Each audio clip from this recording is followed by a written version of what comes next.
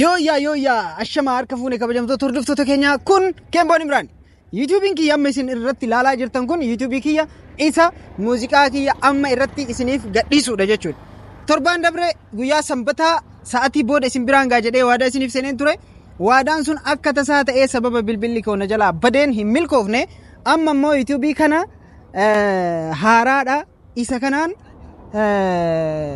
kana password fi email isaa waan yaadadhuuf isa kanaan isin biraan ga'uudhaaf yaade silaa YouTubein kiyya guddaan isa ture hanga inni naa deebi'utti yookiin falli biraa argamutti kuni YouTubei kiyya officially isa muuziqaa qofa ittiin gadhiisuudha jechuudha. Akkuma isin ilaaltan Facebookii irratti namoonni miliyoona tokkoo ol guyyoota torban kana keessatti engage godhee akkaawuntii kiyya hordofaa ture ilaalaa ture jira. Ammas akkuma isin ilaaltan kana TikTokii irratti namoonni viidiyoo tokko irratti gara namoonni 9,800 ol sagalee kana fayyadamtanii irratti hojjetanii jirtu baay'ee galatooma. Akkasuma immoo kana irratti immoo namni 3,000 ol irratti hojjeteera walii galatti gara nama 15,000 oliittu sagalee kana fayyadamee hojjete.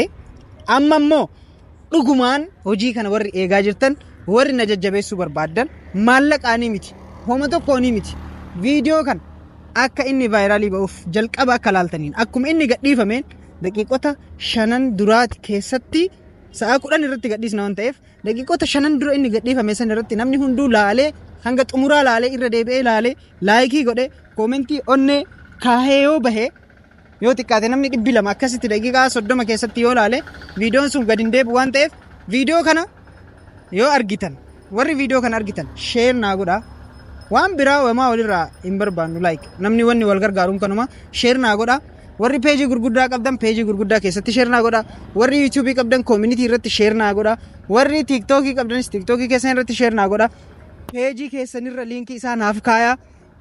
Namoonni baay'een akka argee YouTubein kun bira naa ga'u naaf godhaa. Hojii baay'ee itti dhamaaneedha maallaqa guddaa itti baasneedha.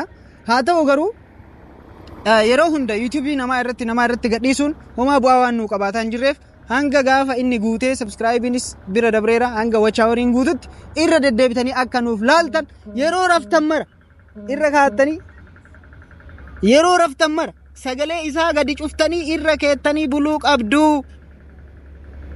Yoo kanan goone qabdirra waliin dhaabanne galatoomaa thank you so much isin jaaladha ulfaadha. Hojiin itti fufaa hanga dandeenyeen gara fuulduraatti deemna malee duubatti deebuun hin jiru. Galatoomaa isin jaaladha.